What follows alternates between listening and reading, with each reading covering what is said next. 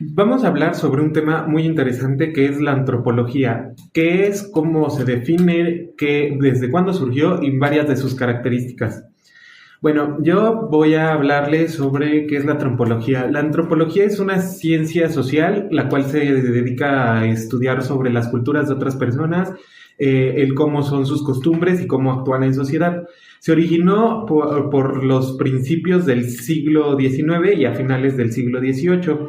Principalmente se originó para investigar a las culturas primitivas o simples cuando la llegada de los españoles y todas estas cuestiones. En sí, pues es más como más relacionado a la búsqueda de la información de otras culturas. Bueno, para comenzar vamos a ver los diferentes tipos de teorías que se han planteado sobre la antropología. Tenemos, por ejemplo, el neoevolucionismo, que, bueno, esta teoría dice que las culturas cambian y evolucionan según cómo aprovechan su entorno y la energía que usan. Es decir, no todas las culturas van a cambiar y evolucionar de la misma manera. Si alguna cultura está en un bioma de taiga, no va a ser lo mismo que si está alguna en un desierto. Entonces nos explican que todas las culturas son diferentes.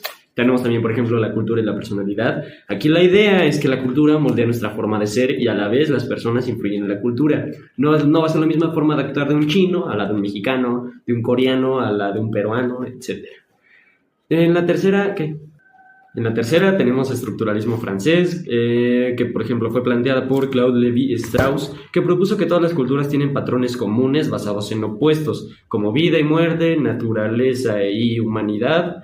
También tenemos, por ejemplo, mal y bien, agua y fuego, etc. Como podemos tener el ejemplo del yin y el yang en la cultura china, con el símbolo. Como tercera cultura vamos a hablar del difuncionismo que inició a finales del siglo XIX y finalizó a principios del siglo XX. Sostiene que los rasgos culturales se originan en un punto y se difunden a otras sociedades. Como dato curioso, en México se dieron los primeros movimientos en favor de la candidatura presidencial de Miguel Enrique Guzmán. Rechaza la evolución independiente de las culturas. Como cuarta cultura tendremos el funcionalismo entre los años 1920 y 1950, que afirma que cada rasgo cultural cumple con una función específica dentro de la sociedad y contribuyendo a su estabilidad.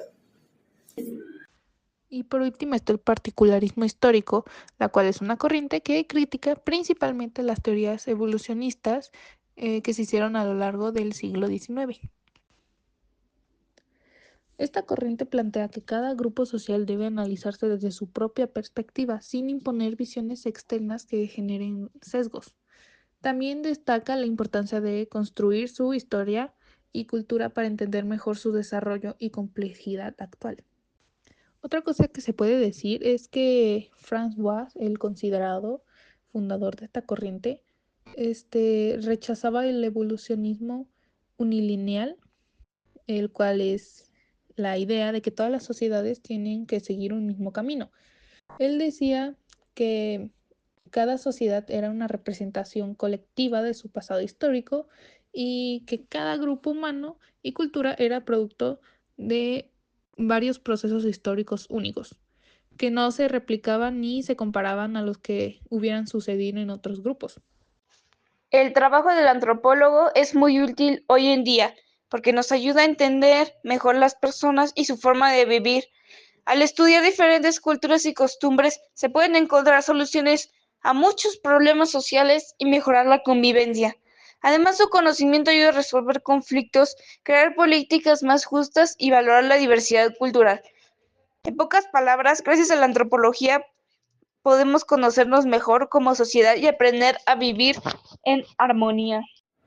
Como dijo mi compañera, en la actualidad la antropología se aplica y se desborda sobre ámbitos muy diferentes: la educación, la salud y la sanidad, el desarrollo y la cooperación, los conflictos interétnicos, los problemas urbanos de marginalidad y pobreza, los movimientos sociales, los problemas ligados al funcionamiento de la organización, etc.